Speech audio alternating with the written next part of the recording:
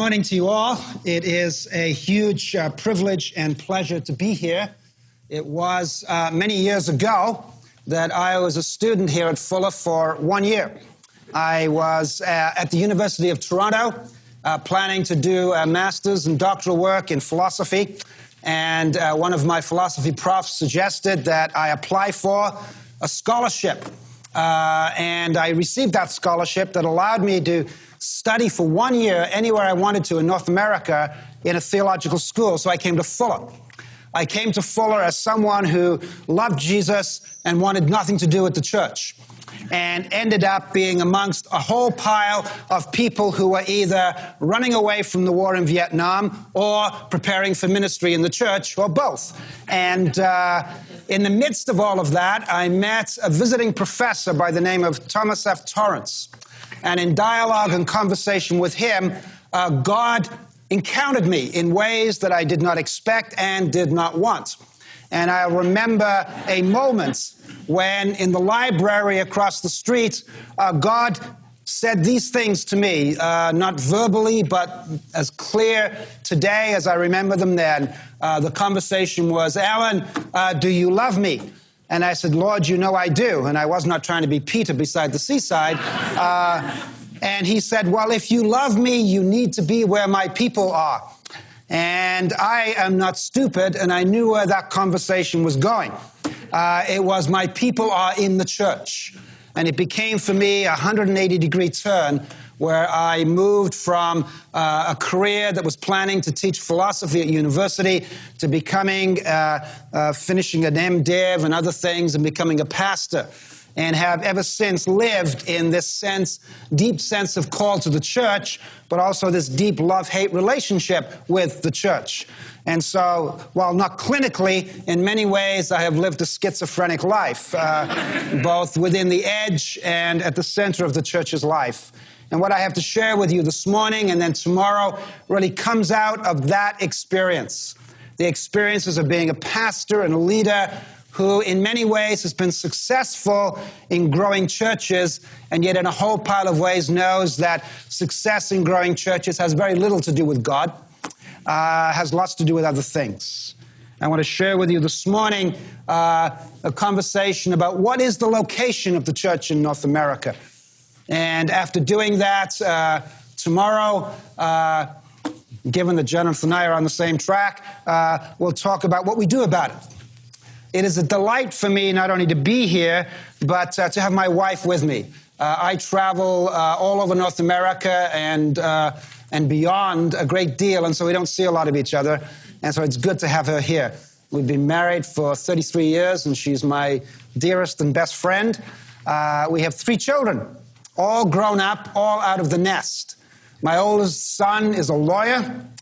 My middle daughter, who is my great love and desire outside my wife, is a mom and a budding theologian who's just finishing master's work in theology. And my youngest son is a plumber. I don't know how that happened, but he's a plumber. And you may have heard the story of the lawyer who finally buys his dream home, this $1 million house. And when he moves in, he discovers that there's a leaky faucet, and the lawyer doesn't know how to fix it. And so he phones the plumber. And the plumber comes over, and in about 10 minutes has the faucet fixed, and turns to the lawyer and gives the lawyer the invoice. The lawyer opens the invoice, looks at it, takes a breath, and goes, "What?" He says, "I'm a lawyer, and I can hardly afford this kind of per diem bill." And the plumber looked at him and said, "Well, when I was a lawyer, I couldn't afford it either." So, they're my 2 sons. A missional engagement in North America. The location of the church. The story of Western Christianity's marginalization within our own culture and our cultures is no longer a story. It's not a surprise to any one of us nor is there a need for us to describe its contours. We all know that. The question that I want to address in these two lectures is about the nature of mission in this context. And this first lecture will raise the question, where are we now as the church in North America?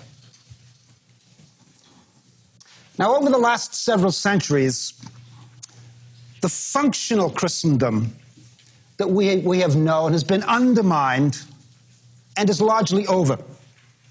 But this ending of functional Christendom is really only one element in what has taken place to the churches in the West, and particularly in North America. Albeit, it is the element that has received the greatest attention, but what receives far less attention, and yet is far more critical to the question of a missional engagement with our culture, is the fact that Christian life in the West has been and continues to be inhabited by elements that render it virtually useless in terms of kingdom witness. I want to talk about that this morning. And in the second lecture, I want to suggest ways in which we might address this context as God's kingdom people. And I want to respond to the question of the church's location by appealing to frameworks that have been developed by two contemporary philosophers, neither of which are seeking to address the church in this context, but both of whom I think have important things to say to us. One is Jürgen Habermas, the other Charles Taylor. Habermas is a German philosopher from the critical school theory.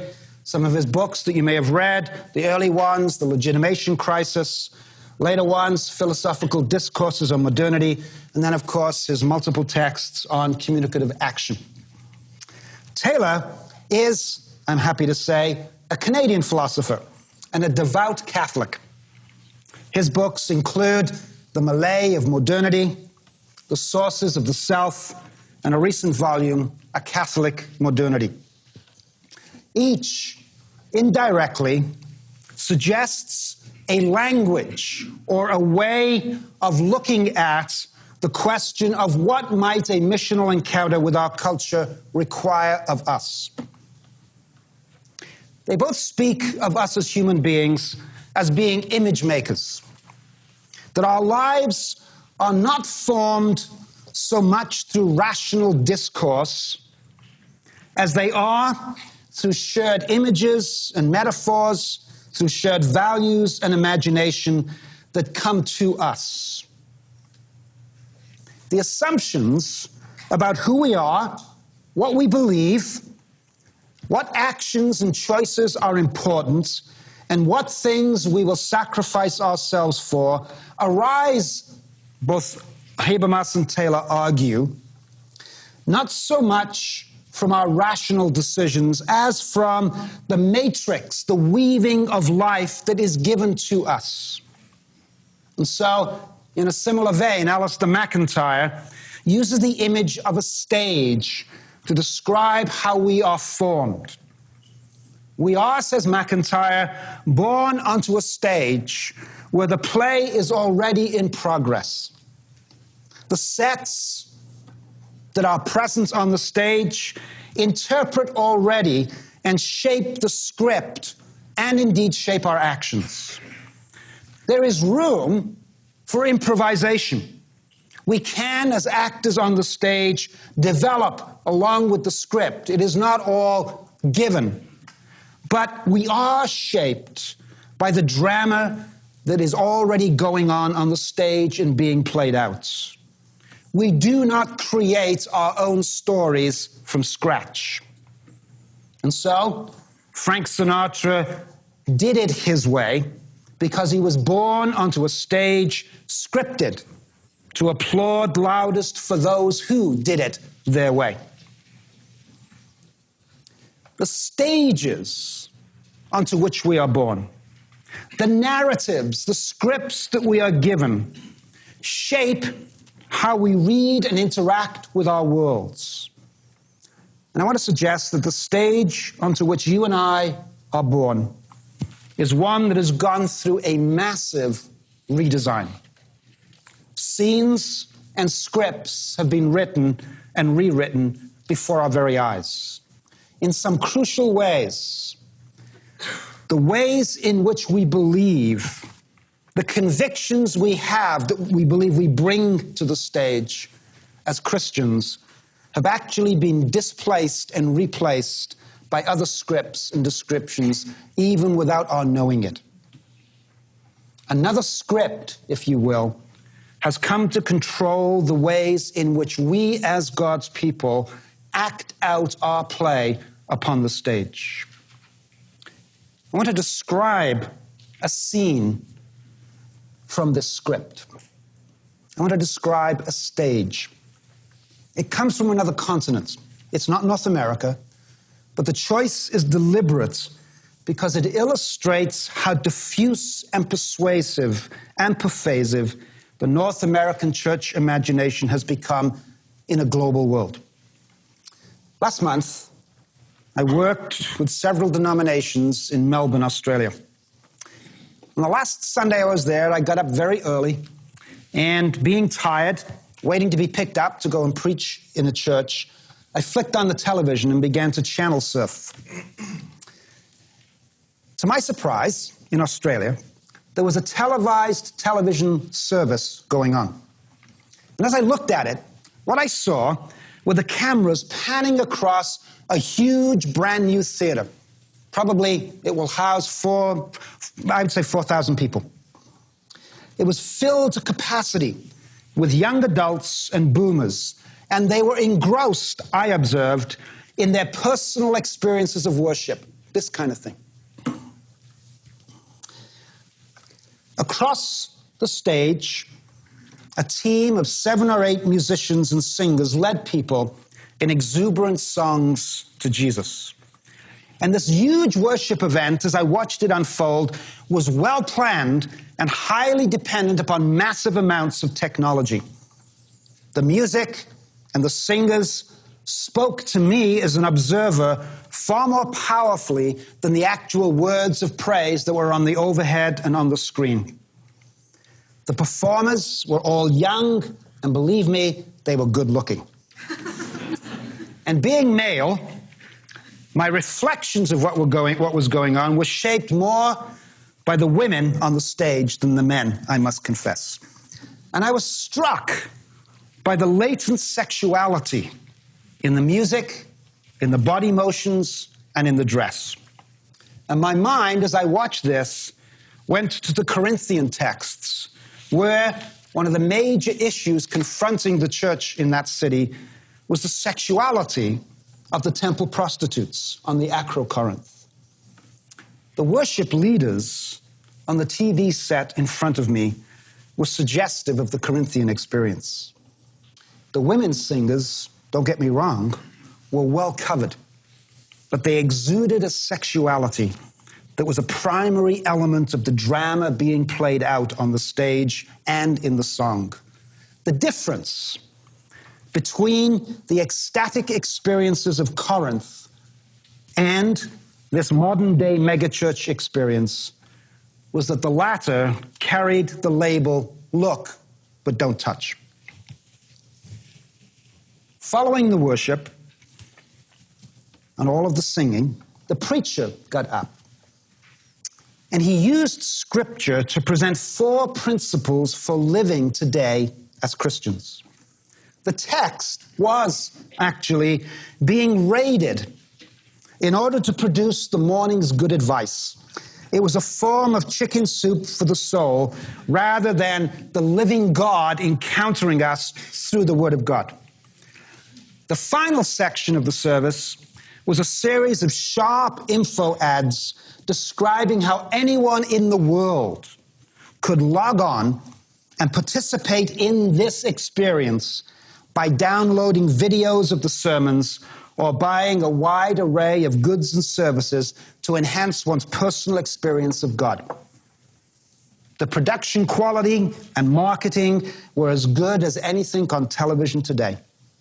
And so, an hour later, when I got up to go to the small, struggling church I was to speak in, I was profoundly disturbed. The question, Was I encountering the frontier of mission to modern culture, or was I watching the depths of captivity that have overtaken the church? The church is an image. This church that I'm describing is an image of where many want to put their bets when it comes to the forms of church they believe capable of reaching contemporary culture.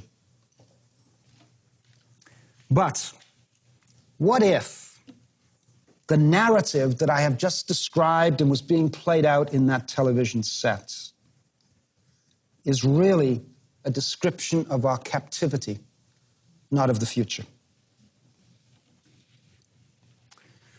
The narratives, I want to suggest, that form our understanding of Christian identity may not be what we think they are. Let me try to explain. In 1964, Jürgen Moltmann described the church as an Exodus community. And this is a rich, fertile metaphor. It's suggestive of a people under God who are moving out from captivity into liberation. They are setting forth on a journey as an alternative way of life. Moltmann visualized the church as a community called out of human bondage on its way to the ends of the earth, journeying in and towards God's kingdom. The language, like the 60s themselves, is filled with optimism and boldness. But it is not a metaphor describing our current reality. Another metaphor comes to mind. And to describe that other metaphor, I need to summarize some of the observations made by both Taylor and Habermas about modern societies. Charles Taylor speaks of the social imaginary of a culture. By that, he means the implicit understandings out of which people make sense of their world. These, he says, are largely the unacknowledged background assumptions that are actually forming and shaping the way any particular social group is acting. And Taylor argues that throughout the 20th century, the social imaginary of modern cultures was being radically transformed. And this was a transformation, not so much in the words we use and what we say we believe, but a transformation of the background assumptions that we are using to read our world. Thus, we believe we are shaped by the social imaginary of the Bible and by evangelical doctrines. But in fact, a different social imaginary is at work, shaping how we act as individuals and how we function as churches. And a missional ecclesiology must respond to the actual social imaginary of the churches, not what we state we believe. Without this, I don't think there's much chance of the gospel being able to address this culture. The metaphors describing this social imagery that is the background social imagery, the real ones shaping us, I would suggest are not those of Exodus, but rather those of captivity and exile. Exodus images at this time can only give us a false understanding of our location. Exile is an invitation to grief and to loss. Exile is the realization that only in weeping can we be formed in the social imaginary of the kingdom at this point in time. Now, don't leave yet. There's more to be said. I have written in a number of places that the church in North America is in a time of discontinuity and crisis and melee. And that in such periods, there are no clear answers about how to move forward. That Jeremiah's letter to the exiles in Jeremiah 29 is illustrative of our situation. In that time and place, there were to be no easy solutions. The best and the brightest in the 5th century BC could, to the extent of their brilliance, plan to change the situation in which they found themselves. But what is clear from Jeremiah is that God's future would only emerge by living in the pain of exile and not trying to overcome it. Ours is a place where we need to name the powers shaping our churches so that that muted story that has grown almost inaudible might convert us. The danger of our moment is that we will choose to think that we can figure out what to do to fix our situation. Habermas uses the language of life world to describe the shaped common understandings and values that develop among a social group through face-to-face encounter over time. To participate in a life world, he says, is to share in a common story about who we are, why we are, and where we are going. A life world requires continual reaffirmation through ritual, liturgy, and common discourse around narrative.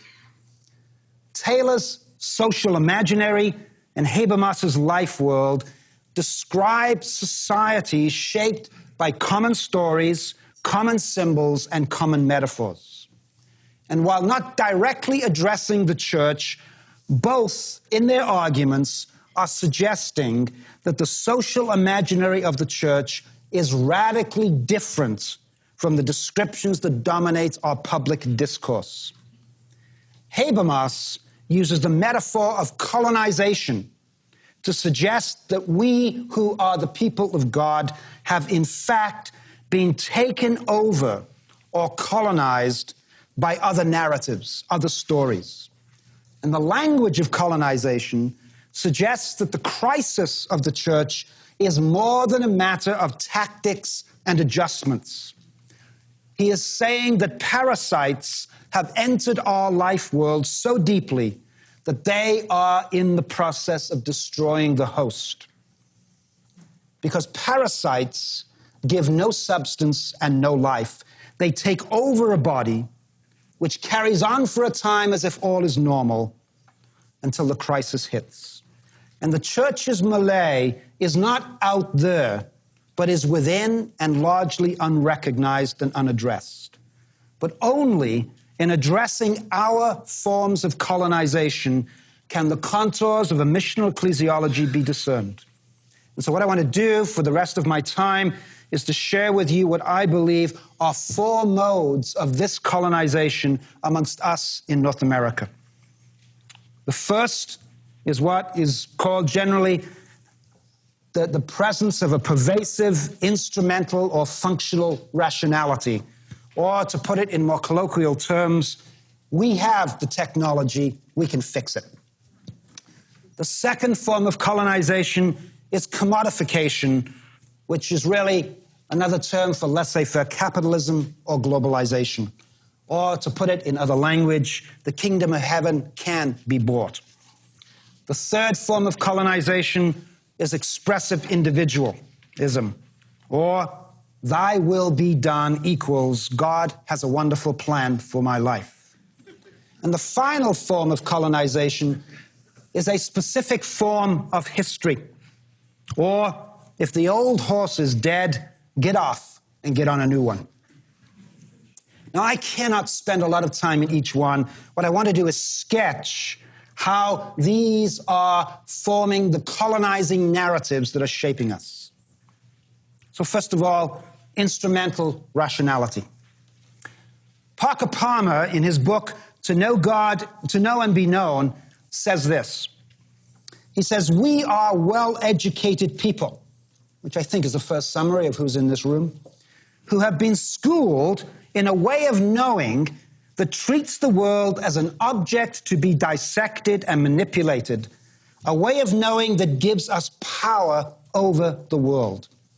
I, he says personally, and I would put myself in this, have used my knowledge to rearrange the world to satisfy my drive for power, distorting and rearranging life rather than loving it for the gift it is. For many years, I regarded thinking as a kind of board game in which we move the pieces around until we have solved the problem, placing the pieces in patterns that allow us to win. And that, I would say, is an autobiography of most of my life as a pastor. Ours is a world of calculation, control, and predictability.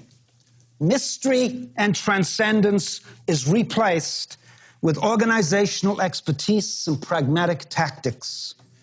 The television worship service that I saw in Australia was about calculation, not just in terms of minute timing of the events, but right through to the kinds of experiences and responses to be elicited from people. I'll never forget watching with my children when they were younger the TV program The $6 Million Man. Its introduction expressed the essence of our social imaginary. The main character seemed hopelessly injured in a plane crash. But nothing is hopeless in North America because we have the technology, we can do it.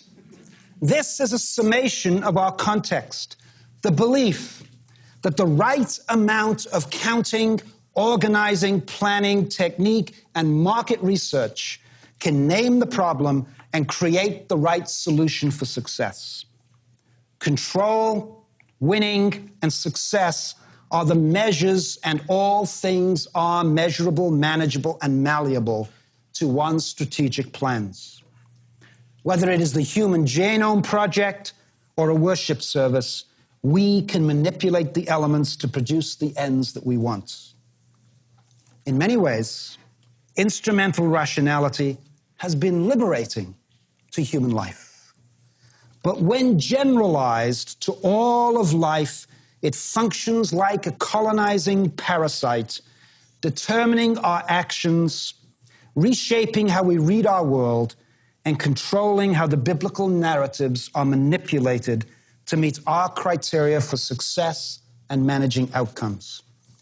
Marshall McLuhan, another Canadian, put it this way: first we shape the tools, and then the tools shape us.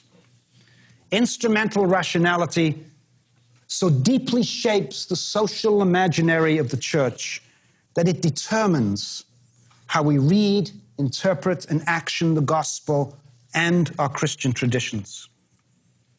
This is evidenced for me in the fierce resistance to the metaphors of exile and liminality. Such language is deemed defeatist and devoid of hope. It is almost impossible for those in the North American church to imagine a form of Christian identity other than that of success. Modernity's methodology is to analyze by breaking things apart in order to provide control, prediction, and solutions. And the solutions are rooted in technical rationality, in tools, in analysis, in counting, in techniques that are transferable, in standard deliverables of production for the church. And behind this methodology is a teleology, namely, knowledge is objectified to achieve predictability and control in order to create our preferred future. Hence our love affair with data, statistics, numbers, and counting. We are deeply committed to the mythology of prediction for the management of preferred futures. Now, in one sense, I'm grateful for this capacity. When I board an aircraft, as I do week after week after week, the ability to create predictability and control outcomes is a wonderful gift. But when this imagination is applied to our ways of being the people of God, we transmute the gospel into something else. Yet these are the very capacities which receive the greatest social rewards in the church. Conversation about the church is expected to involve prognosis, predictions, scenarios, timelines, all for creating the preferable outcomes. This social imaginary will leave us wandering in the desert, repeating the habits of a place from which God is sending us and to which there is no return. The second form of colonization is laissez-faire capitalism, or commodification. The ad goes this way: "You look stressed, Sister Moon. You need shopping therapy." So says Christy Alley in a new Pier 1 TV ad. Ours is a culture in which almost every relationship is mediated by money. There is always something to be bought and sold. The television service in Melbourne communicated that God was on the side of the rich, or at least the suburban middle-class rich. The preacher's urgings were moralisms taken like a bromide that will get them through the week. Commodification. At the midpoint of the 20th century, Karl Polanyi wrote a treatise on economics that has become one of the seminal works of Western culture, describing the colonization of our life by forces which today seem natural, normal, and inevitable. Polanyi's reflections on 19th century laissez-faire economics are profoundly unsettling for the present captivity of the church. The current forms of globalization are really, in many ways, a return to the principles of 19th century free market capitalism, when governments acceded to the arguments about the inevitability of market forces and the need to allow capital to flow freely wherever it wanted to go. These governments in the 19th century removed most legislative controls from the flow of capital in order to create spaces where capital could accumulate. The results were devastating for so many in Europe, including my family, my grandparents and their parents. And today's globalization sponsors use exactly the same arguments, but this time the effects are not just among Western nations, they are global, as a new kind of economic imperialism shaped by the Christian West sweeps across the world. Robert Kaplan captures the emerging future in his description of globalization when he says, "We are entering a world in which there is a single white stretch limousine driving through a massive Soweto-like world." That is globalization. The critiques of globalization are coming largely from outside the church, but they are indictments of our colonization by the commodifying power of current economic understanding. The young protesters in Seattle, Quebec City, and Genoa, and elsewhere expressed the sense that something is terribly awry with a culture driven and controlled almost exclusively by economics. But the generals, the captains, and the foot soldiers of globalization's grand sweep across the world are members of congregations in the white suburban hinterlands of North America. This is not to say that good people are shaped by Machiavellian strategies or consciously ignore the needs of others. It is to illustrate the level of colonization and how it causes us to see everything, including people, as objects of economic value to be bought and sold on the competitive market. I'll have more to say about that tomorrow. The third form of colonization is expressive individualism. Charles Taylor makes this point. He says, something has happened in the last half of the 20th century, perhaps even less, which has profoundly altered the conditions of belief in our societies. We are now in a rather new phase of religious life. I believe, along with many others, that our North Atlantic civilization has been undergoing a cultural revolution in recent decades. Our age was already based on certain kinds of individualisms. But this has shifted to a new axis without deserting the others. As well as moral and spiritual and instrumental individualisms, we now have a widespread expressive individualism. Last Sunday night, while searching for a Sunday football game in Vancouver, I encountered another television service. This does not happen very often, folks. This time, I recognized the church. It was coming from People's Church in Toronto, founded by Oswald J. Smith at the beginning of the 20th century, a missionary congregation with a global focus.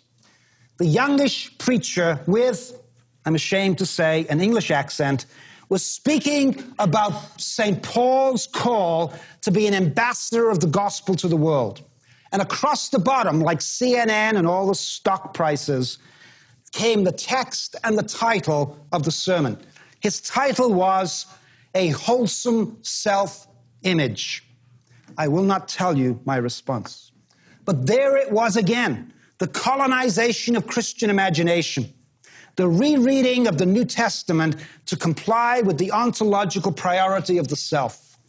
God serves the self, and we don't even recognize the reversal of the imagination that has taken place. A consumer culture must have autonomous individuals who are disembedded from primary relational accountability and who live in associational groupings. Good definition of the church as far as I've observed it. Each individual is meant in this culture to pursue his or her own purposes in life. That is what it has come to mean to be fully human. And the preacher's good news to the middle-class Australians in the amphitheater was this: you are God's green seed meant to become a strong green shoot that grows to live out its full, rich, healthy potential. The focus was on the individual's personal need to express themselves in order to be full human beings. Charles Taylor writes of the reemergence of the 18th century's authentic self, the belief that each of us has his or her own identity and life to live over against and in contrast with everyone else. This individual must never surrender itself to conforming demands of larger social groups, previous generations, or religious communities. We choose to associate with one another in fleeting forms of fellowship where the language of covenant is absent. This colonization is present in churches that are currently viewed as models of how to effectively reach the culture. The message of the television sermon was that each of us, as a unique seed, is waiting to grow to its highest spiritual potential that God wants to give us. The preacher provides guidelines for achieving this godly life. It is, in this specific sense, don't let bad thoughts take hold of your imagination and become a stronghold, lest you will lose what God has given inside of you to be expressed in all its greatness. The choreography, the technology, the music, all are an environment for expressive selves to have a collective experience in which they can express themselves fully and grow into God's potential. Worship is communal solipsism led by Vestal virgins. Religion doesn't get better than this in the brave new world of the self. Religious life is focused on my spiritual path, on the insights, sounds, and experiences that will assist me in expressing myself. Tradition and creed, doctrine and truth are merely elements one chooses to consume to the extent that they fulfill the promise of an expanding spiritual identity.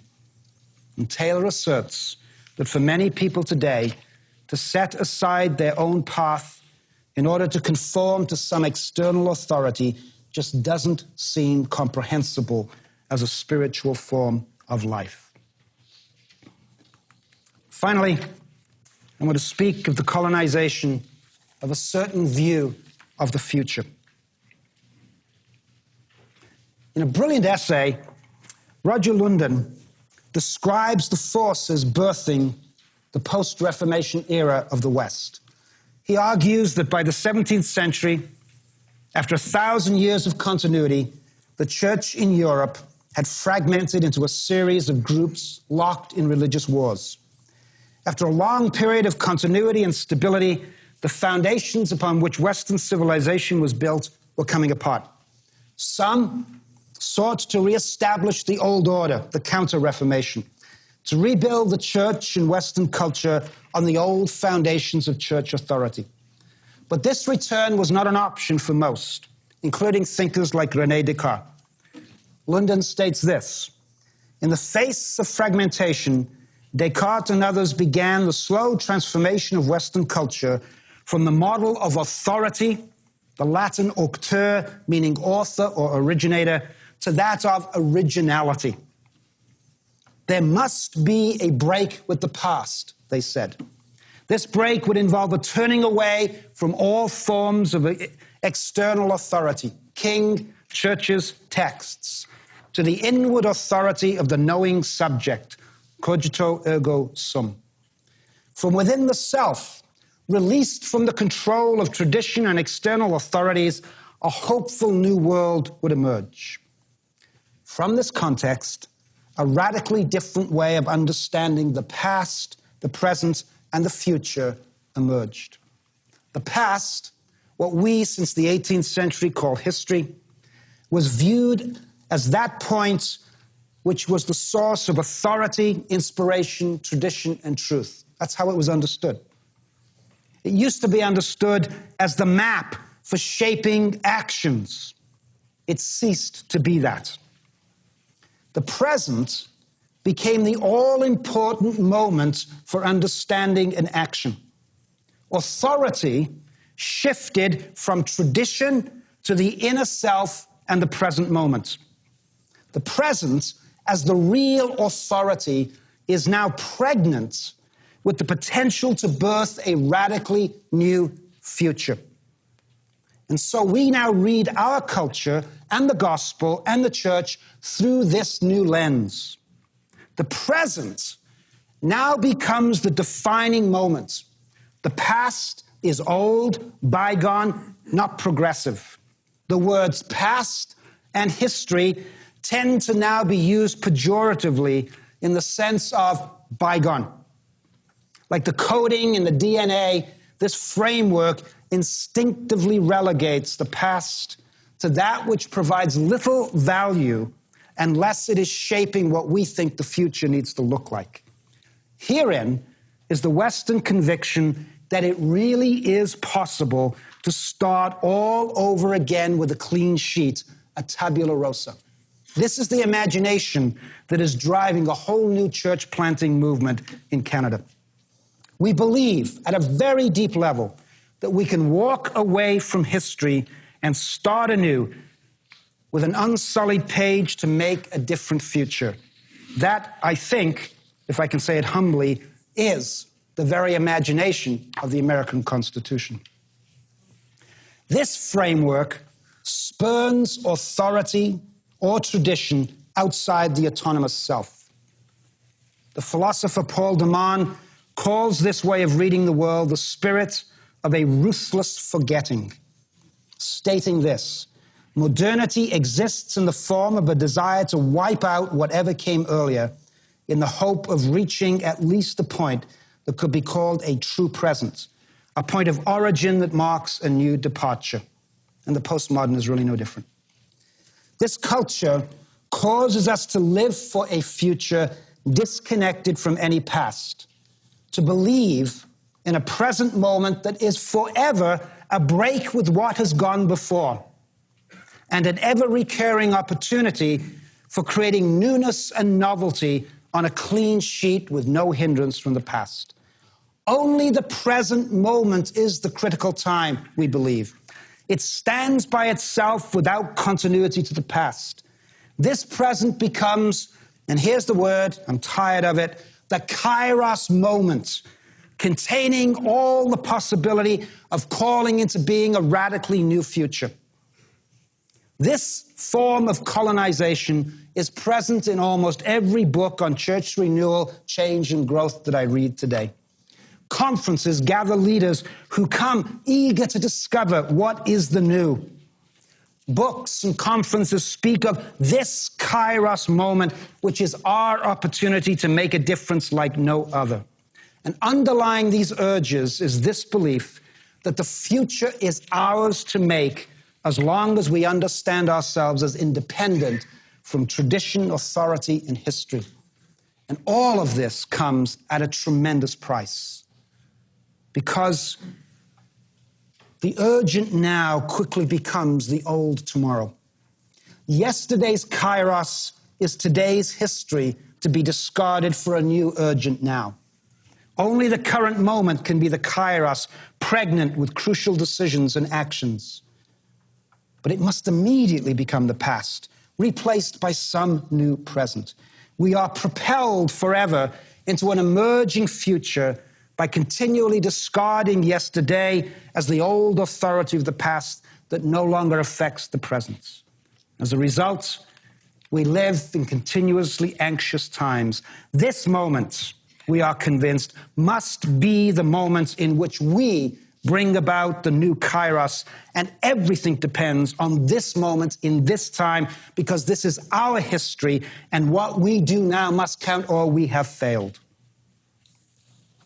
And the result is a church with little memory that tends to look and be shaped by trends and ways of finding success. So these are the forms of colonization.